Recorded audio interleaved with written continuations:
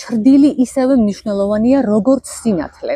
როცა ემოციების შესახებ ვიდეოს ჩაწერა გადავწყვიტე, ამომიტივტივდა ჯეინ ეარის ერთ-ერთი ეკრანიზაციიდან ეს ფრაზა, რომელსაც ჯეინი ეუბნება საკუთარ ახსაზრდელს, როცა ხატვას ასწავლის.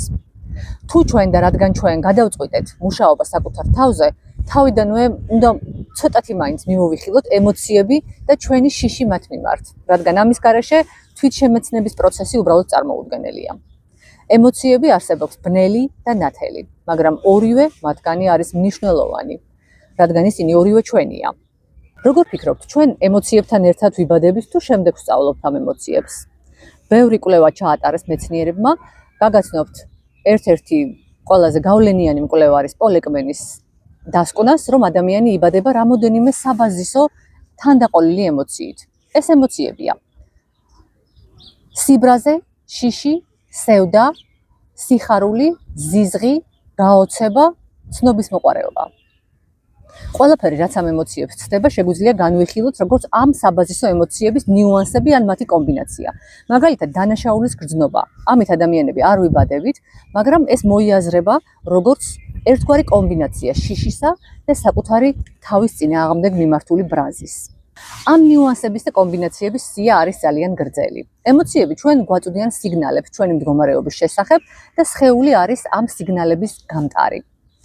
ადამიანები ხშირად ვიჭედებით ემოციების ზუსტი აღქმის ან მათი გამოხატვის ეტაპზე.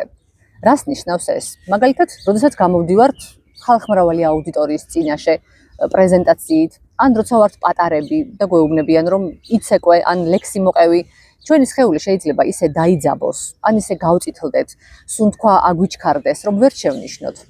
ან შეიძლება შევნიშნოთ კიდეც, მაგრამ ამაზე ვერანაირი გავლენის მოხდენა ვერ შევძლოთ. ხშირად ხდება ისეც, რომ საერთოდ გვიჭირს გაცნობიერება სინამდვილეში რომელ ემოციას განვიცდით. არც თუ ისე იშვიათად ჩვენ გვგონია, რომ ვბრაზობთ, არადა სინამდვილეში გვეშინია. რატომ გვიჭირს საკუთარი ემოციების აღქმა? პირველ რიგში ეს ხდება სხეულთან კონტაქტის დაკარგვის გამო.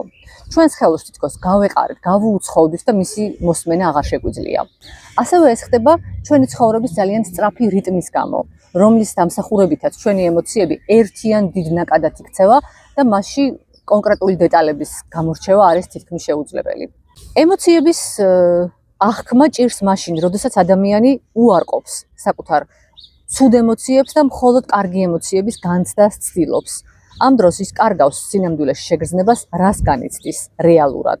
ემოციების აღქმა გვიჭირს დაძაბულობის შიშის გამო, რადგან რეალური ემოციებისთვის თვალის გასწორება სინამდვილეში არც ისე სასიამოვნო პროცესია. ამან შეიძლება ჩვენი თვითშეფასება დაამსხვრიოს კიდევაც. რატომ გვაშინებს ემოციები? რადგან ემოციებს ძალიან დიდი ძალა აქვს და მათი ინტენსიური გამოვლენა შეიძლება დამანგრეველიც კი აღმოჩნდეს. ჩვენ თავს გრძნობთ ემოციების ტყვეობაში, მათ მონად, რადგან ვერ ვაკონტროლებთ ჩვენ შიშს, ბრას, თუნდაც სევდას.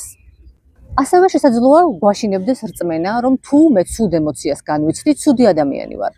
ამის გამო ძალიან ბევრი ადამიანი საკუთარ თავსაც კი არ უტყდება, რომ ეს ცუდი ემოციები მას ხშირად ეუფლება ხოლმე. თუ ვინმე თავგამოდებით გიმტკიცებთ, რომ მისთვის აბსოლუტურად უცხოა ყველანაირი მდაბალი ემოცია, შეგიძლიათ დარწმუნებული იყოთ, რომ ის ან საკუთარ თავს ატყუებს, ან თქვენ გატყუებთ, ან ორივეს ერთად. მაგალითად, თუ გეუბნებათ, რომ მე არაფრის არ მეშინია, ნუ არ ვიცი, შესაძლოა ის ტანკისტი იყო ომამდე. ემოციები გვაშინებს ასევე, რადგან გვაშინებს დაგროვილი ემოციების აფეთქება. თუ ჩვენ დიდი ხნის განმავლობაში ვთრგუნავთ და ვახშობთ ემოციებს, ისინი სინამდვილეში არ სათქრება და ერთ-შენიერ დღეს აუცილებლად რაღაც ფორმით და რაღაც სიტუაციაში იფეთქებს. სამწუხაროდ ეს არც თუ იშვიათად ხდება ხოლმე, გამოვლინდება ხოლმე ჯანმრთელობის პრობლემების სახით. აქ შეიძლება ახლა ადიქციის თემაც ჩაიშალოს, ანუ თვითდამაზიანებელი მოქმედების მძაფრი მოთხოვნილება და საჭიროება, მაგრამ დღეს დავანებოთ თავი ამას. დღეს უბრალოდ შევთანხმდეთ, რომ აუცილებელია ჩვენი ყველა ბნელი და ნათელი ემოციის აღიარება, მათი მიღება და შემდეგ მათი გადამუშავება. გამიზიარეთ კომენტარებში მეთანხმებით თუ არ მეთანხმებით. საერთოდ რას ფიქრობთ ამ თემაზე?